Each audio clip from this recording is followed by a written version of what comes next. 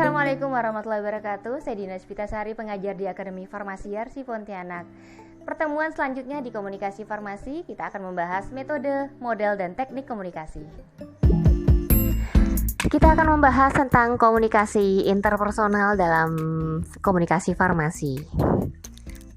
Definisi berdasarkan komponen, komunikasi interpersonal merupakan penyampaian pesan oleh satu orang dan penerimaan pesan oleh orang lain atau sekelompok kecil orang dengan berbagai dampaknya dan dengan peluang untuk memberikan umpan balik segera. Jadi pada dasarnya, definisi berdasarkan komponen adalah definisi komunikasi secara umum. Definisi berdasarkan hubungan diadik.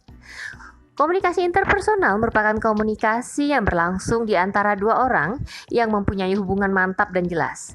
Misalnya komunikasi antar pribadi meliputi komunikasi yang terjadi antara pramudiaga dengan pelanggan, anak dengan ayah, dua orang dalam satu wawancara, komunikasi antar perawat dengan farmasi, komunikasi antara tenaga teknis kefarmasian dengan pasien. Jadi adanya hubungan diadik, artinya komunikasi berlangsung di antara dua orang yang mempunyai hubungan yang mantap dan jelas. Ya, seperti itu. Komunikasi berdasarkan hubungan diadik ini artinya kepentingannya atau keperluan dilakukannya komunikasi sudah jelas, gitu ya. Jadi misalnya gini, kalau komunikasi yang terjalin pada saat orang bertemu dengan tidak sengaja, itu bukan komunikasi diadik karena tidak ada perencanaan, tidak ada hubungan yang jelas antara si pemberi dan penerima pesan dalam konteks komunikasi, dalam konteks penyampaian informasi dan pesan. Jadi gini, kalau antara pasien dengan tenaga teknis kefarmasian berarti ada hubungan yang mantap, ada hubungan yang jelas, di mana si pemberi informasi tentang obat pastilah seorang tenaga teknik kefarmasian dan penerima informasinya adalah pasien. Dan sebaliknya, misalnya si pemberi informasi tentang keluhan pasien ya pasti disampaikan oleh pasien sebagai pemberi pesan, dan penerima pesan yang akan mengolah pesan adalah tenaga teknis kefarmasian. Nah, ini adalah komunikasi interpersonal, itu biasanya dilandaskan atas spontanitas. Kemudian tidak mempunyai tujuan yang ditetapkan terlebih dahulu, mengakibatkan dampak yang disengaja maupun tidak disengaja. Oke. Kemudian kerap kali biasanya berbalas-balasan atau adanya feedback atau adanya umpan balik. Mempersyaratkan hubungan paling sedikit dua orang dengan hubungan bebas dan bervariasi. Jadi ada keterpengaruhan, artinya saling mempengaruhi, saling membutuhkan, saling bertukar informasi. Kemudian adanya kebebasan dan keterbukaan akan mempengaruhi berbagai variasi pesan baik verbal maupun nonverbal. Ya, komunikasi interpersonal itu akan lebih efektif apabila disampaikan melalui komunikasi verbal disertai dengan pemberian komunikasi nonverbal. Kemudian harus ada goals yang didapatkan, harus ada hasil yang disampaikan dari penyampaian informasi. Goals dalam kita memberikan sebuah medikasi adalah memberikan keputusan yang tepat mengenai pemilihan obat, suplemen makanan, atau perbekalan farmasi lainnya yang dibutuhkan oleh pasien sesuai dengan keluhan, tetapi pada dasarnya sesuai dengan peraturan perundang-undangan tentang sebuah medikasi, di mana jika dilakukan sebuah medikasi oleh tenaga teknik kefarmasian, maka obat yang boleh disarankan adalah obat-obat golongan bebas, bebas terbatas, atau suplemen makanan. Kemudian menggunakan lambang-lambang yang bermakna. Nah, ini seringkali dilakukan oleh farmasis. Jadi komunikasinya dengan menggunakan lambang, misalnya lambang bilangan yang menyatakan berapa kali penggunaan obat dan bagaimana frekuensi penggunaan obat, 3 kali sehari, kemudian digunakan pada malam hari, atau lambang-lambang tertentu yang biasanya kita tuliskan pada etiket berdasarkan resep atau permintaan tertulis dari dokter kepada farmasis. Kemudian faktor pembentukan komunikasi interpersonal. Menurut Halloran tahun 1980 yang mengemukakan bahwa manusia berkomunikasi dengan orang lain didorong oleh beberapa faktor. Yang pertama adalah adanya perbedaan antar pribadi. Adanya perbedaan pola pikir, adanya perbedaan pengetahuan, adanya perbedaan sikap yang menyertai pemberian informasi. Yang kedua, pemenuhan kekurangan. Pemenuhan kekurangan adalah komunikasi yang terjalin harus saling mengisi. tenaga teknis kefarmasian itu memerlukan data informasi dari pasien apabila dia akan melakukan swamedikasi.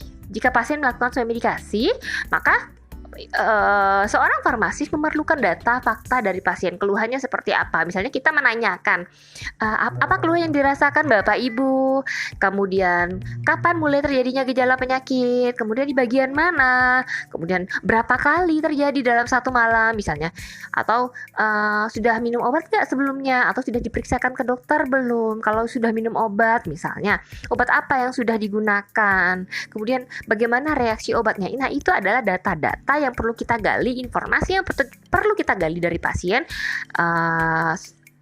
supaya kita dapat memberikan keputusan dalam pemilihan obat, suplemen makanan, vitamin, dan apa yang dibutuhkan oleh pasien. Kemudian perbedaan motivasi antar manusia. Kemudian kadang-kadang pasien datang dengan keluhan. Ada pasien yang ingin memperoleh obat tetapi bukan zat kimia murni. Jadi mereka butuhnya seperti jamu, kemudian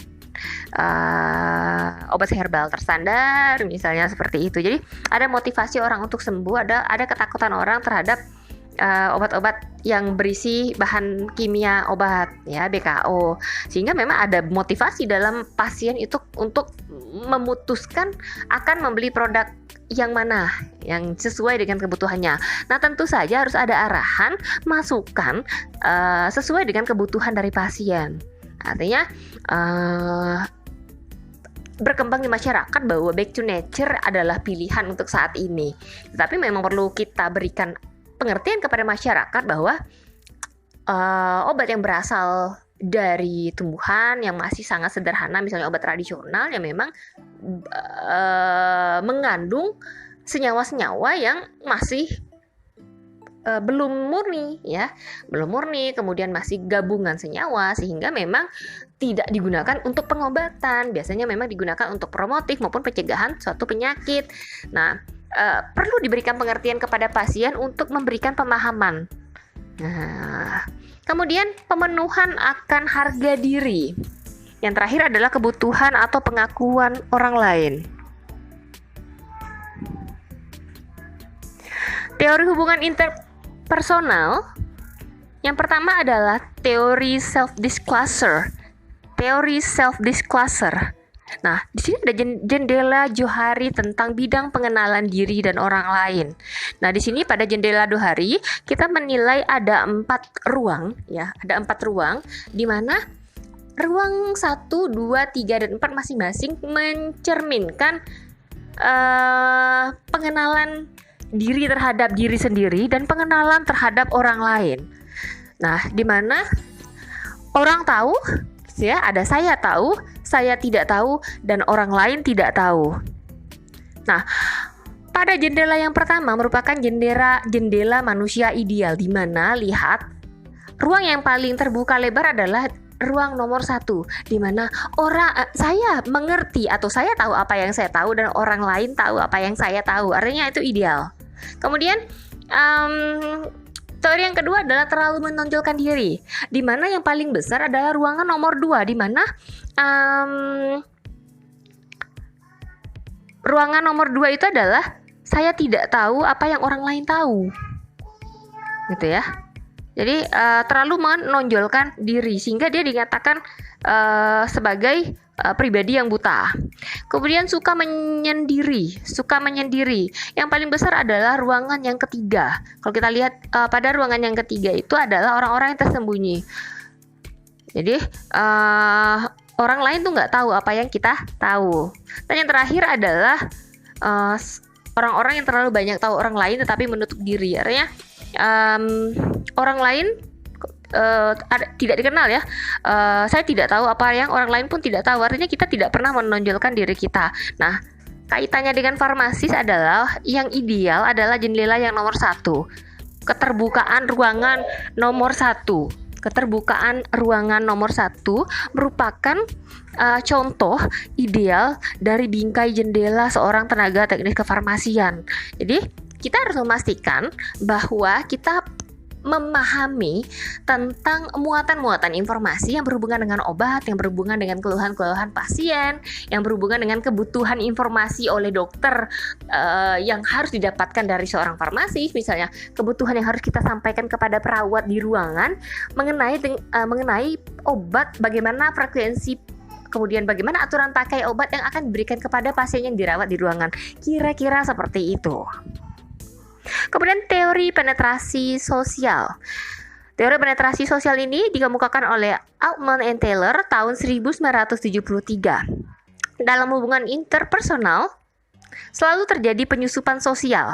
Jadi ketika Anda baru berkenalan dengan seseorang, Anda sebenarnya mulai dengan sesuatu suasana yang tidak akrab. Pada saat kita memulai suatu hubungan terhadap orang lain yang memang kita tidak kenal, maka biasanya terjadi suatu hubungan yang tidak akrab. Namun lama-kelamaan dengan adanya proses penyampaian informasi akan menjadi lebih akrab. Itu adalah teori penetrasi sosial. Nah, pengembangan teori penetrasi sosial dalam kefarmasian adalah misalnya pada saat kita melakukan penyuluhan tentang cara menyimpan obat, cara membuang obat, bagaimana cara penggunaan obat. Nah, pada saat kita lakukan penyuluhan, sasaran kita adalah, target kita adalah biasanya kelompok masyarakat tertentu. Misalnya, kelompok masyarakat tertentu pada daerah tertentu yang kita kumpulkan. Kemudian, pada saat kita mau melakukan penyampaian informasi, maka untuk membuka saluran komunikasi, kita harus melacak pengetahuan dari masyarakat. Nah, caranya apa? Caranya yang pertama, kalau kita menggunakan komunikasi verbal, maka kita bisa melakukan pretest. Ya, pretest di awal untuk menilai sejauh mana pengetahuan masyarakat tentang informasi yang akan kita sampaikan. Kemudian, kita lakukan pemberian informasi dan lama-kelamaan orang akan familiar dengan informasi yang kita sampaikan, sehingga kita dapat menilainya dengan melakukan post test, sehingga kita dapat menilai bagaimana pemahaman sebelum dan setelah penyuluhan dilakukan, apakah ada peningkatan atau tidak dari pengetahuan sikap ya dari masyarakat yang kita berikan penyuluhan. Kira-kira seperti itu. Nah, kemudian teori perspektif pertukaran dikemukakan oleh Tilbaut dan Clay, di mana teori ini mengatakan bahwa hubungan interpersonal bisa diteruskan dan bisa dihentikan. Hal ini disebabkan karena perkembangan hubungan interpersonal. Setiap orang mempunyai pengalaman tertentu sehingga dia dapat membandingkan faktor-faktor motivasi dan sasaran hubungan interpersonal yang dilakukan di antara beberapa orang.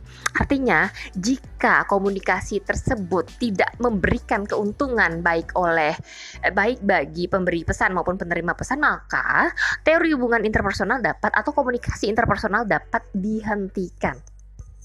Misalnya seperti ini. Pasien ya itu kan akan mempunyai kriteria tertentu dalam memilih apotik di mana dia ingin membeli obat ya. Banyak faktor yang memotivasi pasien untuk memilih suatu apotik. Yang pertama, jarak antara rumah atau tempat kerja dengan apotik misalnya yang menjadi pertimbangan. Yang kedua, misalnya kelengkapan obat, kelengkapan perbekalan farmasi yang ada di apotik tersebut. Yang ketiga, misalnya fasilitas, ya kan, kenyamanan, kemudian pelayanan yang diberikan oleh petugas di apotik. Nah, itu merupakan motivasi, faktor-faktor motivasi yang membuat orang akan melakukan hubungan interpersonal dengan apotik dan petugas apotik. Maka, jika apotik yang didapat kemudian tidak memenuhi kriteria tersebut, tidak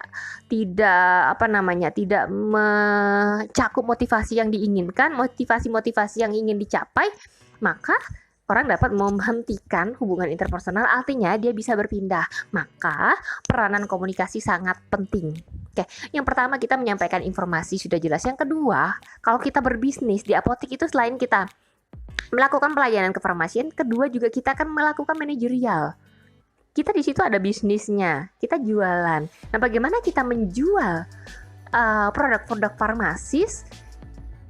Kalau orang sakit, kemudian obat-obat etikal diberikan berdasarkan resep, ya karena orang butuh. Tetapi untuk menjual obat-obat non etikal itu kan perlu selling point, perlu kemampuan dalam menjual, kemampuan dalam menawarkan, kemampuan dalam menarik minat orang lain supaya dapat membeli. Orang lain itu belum tentu pasien, sehingga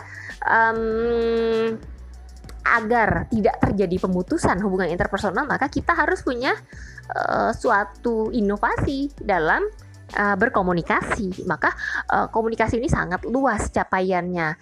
Jadi tidak hanya kita membahas komunikasi untuk mencapai keamanan, efikasi dan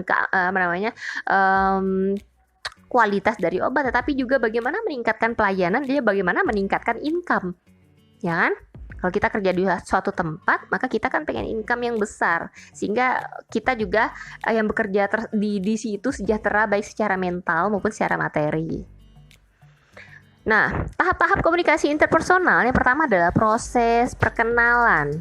Fase pertama, fase kontak, yang permulaannya ditandai oleh suatu usaha kedua belah pihak untuk menangkap informasi dari reaksi lawannya. Bagaimana suatu pihak tersebut menggali secepatnya identitas, sikap, nilai dari pihak lain. Nah, kalau pasien datang ke apotek, maka cepat kita gali dengan teknik komunikasi medikasi tadi ya. Kita tanyakan keluhannya apa, siapa yang sakit, dalam keadaan umurnya berapa, jenis kelaminnya apa, kalau dia perempuan sudah menikah atau belum, apakah mengandung atau tidak. Itu kan hal-hal yang perlu digali untuk menjadikan dasar kita dalam mengambil keputusan. Bila mereka merasa ada persamaan, mulailah dilakukan proses pengungkapan diri. Nah, di awal maka kita harus memberikan suasana nyaman kepada pasien supaya pasien tidak merasa enggan. Nah, faktor penentu selain komunikasi yang baik adalah penyediaan tempat pelayanan yang memadai. Artinya ada beberapa kondisi yang pasien tidak mau orang lain tahu dengan kondisi penyakit yang dideritanya atau yang diderita oleh keluarganya. Maka kenyamanan privacy itu menjadi poin yang tidak kalah penting untuk orang mengungkapkan diri, mengungkapkan masalahnya yang terkait dengan pengobatan. Pada tahap ini informasi yang dicari dan disampaikan umumnya berkisar mengenai data demografis, usia, pekerjaan, tempat tinggal gini. Kalau orang datang biasanya kita tanya, "Assalamualaikum, selamat siang Bapak Ibu, ada yang bisa dibantu? Boleh tahu Ibu dengan Ibu siapa?" Berarti kita menanyakan nama. "Saya dengan Ibu Dina," misalnya. "Ada yang bisa saya bantu Bapak Ibu?" Misalnya seperti itu ya. Nah, biasanya kalau kita membuka saluran komunikasi, biasanya kita kalau berkenalan tuh suka nanya, "Bapak Ibu dekat dari sini? Nah, dekat dari apotek ini rumahnya," misalnya. "Apakah ya Bapak Ibu asli sini, asli Pontianak atau apa?" Seperti itu kan ya. Nah, banyak yang harus disampaikan. Misalnya kita tanya pekerjaan, "Mohon maaf Bapak Ibu," misalnya dia pakai seragam tertentu, "Bapak Ibu kerja di mana?" misalnya. Itu hanya untuk membangun komunikasi supaya nanti orang merasa nyaman. Tahap kedua adalah peneguhan hubungan interpersonal. Yang pertama konfirmasi. Adanya pengakuan langsung, perasaan positif, respon meminta keterangan, respon setuju, respon sportif. Jadi perasaan positif artinya ada perasaan pengakuan langsung positif, itu artinya orang menimbulkan kepercayaan gitu ya. Setelah kita perkenalan, maka kita pun akan mengenalkan diri sebagai tenaga teknik kefarmasian. Makanya tadi kalau kita memperkenalkan diri tidak cukup menyebutkan nama, tapi sebutkan siapa Anda. Misalnya, "Selamat siang Bapak Ibu, saya Dina Sari, saya adalah tenaga teknik kefarmasian di apotek AK Farma ini. Ada yang bisa dibantu?" Sebutkan identitas supaya orang punya perasaan positif, punya perasaan nyaman dan percaya. Kemudian respon setuju, maka setelah dia setuju, maka dia akan mau menceritakan atau mengungkapkan apa yang menjadi keluhannya misalnya, atau apa keperluannya datang ke apotek. Respon sportif itu artinya kita benar-benar punya perasaan empati, merasakan apa yang pasien atau keluarga pasien rasakan, sehingga kita dapat memberikan keputusan yang benar-benar tepat. Kemudian diskonfirmasi. Nah, ada juga peneguhan yang sifatnya diskonfirmasi. Ini artinya sisi negatif dari konfirmasi. Adanya respon sekilas, misalnya gini, orang datang ke apotek, "Mbak, ada jual obat demam nggak?" misalnya kan. "Ada, mau obat apa?" Nah, itu kan sesuatu respon sekilas atau ada. Nah, terus orangnya ngapain? Kan harus ditanya, "Oh, mau beli obat demam Bapak Ibu, ada keluhan apa, untuk siapa?" Itu harusnya. Kemudian Misalnya respon interupsi. Nah, pada saat pasien menjelaskan, Bapak Ibu, misalnya pasien menjelaskan terus kita potong. Nah, potong pembicaraannya. Itu memang respon-respon interupsi. Orang tidak akan nyaman pada saat dia mengemukakan pendapat kemudian kita potong. Kemudian respon yang rancu. Respon rancu itu respon yang membingungkan pasien. Ibu sakit kepala ya? Obat apa ya yang bagus ya Bapak Ibu ya? Sebentar ya Bapak Ibu ya. Nah, itu rancu, orang ragu mendapatkan keputusan dari kita. Kemudian respon kontradiktif. Oh, Bapak Ibu sakit kepala ya. Ini pasti ini nih suka ini ya, main gadget ya. Selama pandemi suka main gadget terus jadi sakit kepala, atau Bapak Ibu mungkin sering sering tidur malam sehingga kurang istirahat. Nah, itu kontradiktif, bukan itu yang diinginkan oleh pasien. Respon yang tidak relevan. Nah, misalnya mengkaitkan sesuatu yang tidak terkait dengan pengobatan, mengkaitkan sesuatu yang tidak terkait dengan obat yang akan dibeli pasien, suplemen vitamin yang akan dibeli pasien, gitu kan. Respon yang tidak relevan. Misalnya pasien datang dengan keluhan misalnya pasien datang dengan keluhan sakit gigi misalnya ya, atau sakit kepala. Oh, langsung aja, oh ibu sakit kepala ya udah Bu, saya ini ada obatnya yang bisa menghilangkan sakit kepala, ibu boleh pilih ya, Acetaminophen, paracetamol, ibuprofen. Bukan seperti itu, tetapi gali informasi, tanyakan kenapa orang sakit kepala itu punya beberapa faktor pencetus. Apakah dia darah tinggi? Apakah kolesterolnya sedang tinggi? Apakah dia kurang tidur? Kemudian apakah tekanan darahnya rendah? Apakah dia sakit kepala karena radang? Apakah dia sakit kepala karena memang kurang asupan oksigen? Misalnya seharian bekerja di ruangan yang tidak bagus sirkulasi udaranya. Banyak faktor pencetus sakit kepala, jadi jangan langsung menawarkan obat sakit kepala. Kira-kira seperti itu. Kemudian pemutusan hubungan interpersonal. Ada 5 sumber konflik yang menyebabkan adanya pemutusan hubungan interpersonal. Yang pertama adalah adanya kompetisi. Jadi kompetisi ini biasanya terjadi karena baik misalnya gini, antara dokter dengan tenaga teknik kefarmasian misal ya, atau seorang farmasi sama-sama merasa benar, sama-sama tidak mau menerima pendapat, tidak mau bertukar informasi, sehingga menyulitkan dalam mengambil keputusan. Ini yang tidak kita harapkan, adanya perbedaan di antara rekan sejawat maupun tenaga teknik maupun tenaga kesehatan. Kira-kira seperti itu. Kemudian ada dominasi, ada satu pihak yang sangat mendominasi. Ya tuh. Nah, itu ada terjadi hubungan interpersonal. Orang dalam komunikasi ada orang yang kayak maunya bercerita tapi dia nggak mau mendengar keluhan orang lain. Nah, maka orang-orang biasanya akan memutuskan hubungan interpersonal, tidak mau lagi ke situ. Ke apotek misalnya, datang ke apotek A, kemudian datang tapi apoteknya nggak mau dengar keluhan kita, maunya langsung pilihan obat aja gitu misalnya ya. Nah, atau orang apoteknya nggak mau ngasih informasi obat nih. Kita datang, pasien datang, kemudian tebus resep, kasih obatnya, ini Bu minum 3 kali sehari, terima kasih.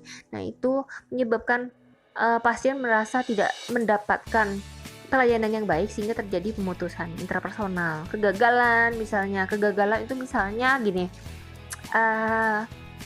kadang-kadang ada masalah yang timbul ya, misalnya kita salah memberikan kekuatan obat, itu agak fatal sih ya. Kita salah memberikan, misalnya gini deh, yang mudahnya kita salah memberikan obat dengan volume tertentu. Misalnya pasien beli obat sirup volume 100 ml, kita kasih 60 ml, ya kan. Nah, apa yang kita harus lakukan? Itu kan kita untung, tapi itu menyebabkan pemutusan hubungan interpersonal, gitu ya. Sehingga apa yang kita harus lakukan? Kalau misalnya pasiennya sudah pulang, makanya itu penting ya, kita meminta nomor kontak pasien untuk jika terjadi kesalahan, baik fatal maupun tidak fatal, kita dapat memperbaikinya. Misalnya kita dapat memberikan dapat memberikan solusi. Gimana nih, apakah kita ambil obatnya, kita ganti, seperti itu. Kemudian kegagalan hubungan komunikasi juga terjadi, misalnya pas gini nih, ada yang namanya lost sales. permintaan tinggi terhadap obat tertentu, tetapi kita kosong terus sediaannya, gitu, nggak ada. Terus nggak ada penawaran, nggak ada solusi untuk obat yang misalnya dengan generik yang sama, gitu. Sehingga itu yang menyebabkan orang nggak malas datang. Oh, nanti akhirnya ikonik dari apotek kita adalah, oh itu apoteknya sering kosong obatnya, misalnya seperti itu. Provokasi itu mempengaruhi ya, tetapi dalam tanda kutip negatif. Kemudian perbedaan nilai, perbedaan persepsi antara penerima maupun pemberi pesan, gitu. Nah, kadang-kadang gini lah, misalnya dalam penetapan harga obat ya, kita itu nggak bisa menetapkan harga obat terlalu tinggi untuk mendapatkan untung besar. Nah, makanya margin penjualan itu kan antara 10-30%. Sehingga ya memang harus diatur. Jangan sampai kita melewati HET, harga eceran tertinggi, dan jangan sampai harga yang kita pilihkan itu melebihi jauh dari harga pesaing, gitu ya. Sehingga ada perbedaan nilai, sehingga orang akan pindah, gitu. Orang akan pindah karena merasa tidak mendapatkan tidak sesuai dengan apa yang diinginkan. Faktor yang menumbuhkan hubungan interpersonal yang pertama adalah adanya kepercayaan. Adanya percaya atau trust. Ada situasi yang menimbulkan resiko. Orang yang menaruh kepercayaan terhadap orang lain berarti menyadari bahwa akibat-akibatnya bergantung pada orang lain. Orang yang yakin bahwa orang lain akan berakibat tidak baik baginya, gitu ya. Unsur percaya adalah orang ya harus percaya. Oh kan, kalau mau beli obat itu kan mesti arahannya adalah ke apotek atau toko obat berizin, karena itu adalah yang terpercaya, ada surat, ada izinnya, diawasi. Jangan kita ada pengawasan dari Badan POM, izin diberikan oleh Dinas Kesehatan, maka orang akan merasa terpercaya atau trust. Kemudian dikelola oleh orang yang semestinya, orang yang punya kompetensi, yaitu farmasis. Nah, itu adanya kepercayaan dari pasien. Maka kepercayaan itu jangan sampai kita hilangkan, ya. Kemudian adanya suportif, adanya sikap mengurangi sikap defensif dalam komunikasi. Sebagai seorang farmasis, memang kita nggak boleh defensif, ya, karena yang kita hadapi adalah pasien atau keluarga pasien. Beda kalau kita kerja sebagai pegawai bank, kita kerja sebagai karyawan di rumah makan, karyawan di mall misalnya. Itu kondisi yang kita hadapi beda dengan pasien maupun keluarga pasien. Maka memang harus nilai empati dipupuk sebaik-baiknya. Kemudian terbuka. Oke. Nah, keterbukaan ini akan hilang dengan adanya karakteristik orang-orang yang dogmatis, yaitu orang yang menilai berdasarkan motif pribadi. Atau kata lainnya tuh orang yang subjektif, menilai berdasarkan apa yang dia ketahui saja, gitu. Jadi misalnya, ibu jangan minum obat ini nih, obat kimia tuh bahaya, racun. Nah, itu salah, ya.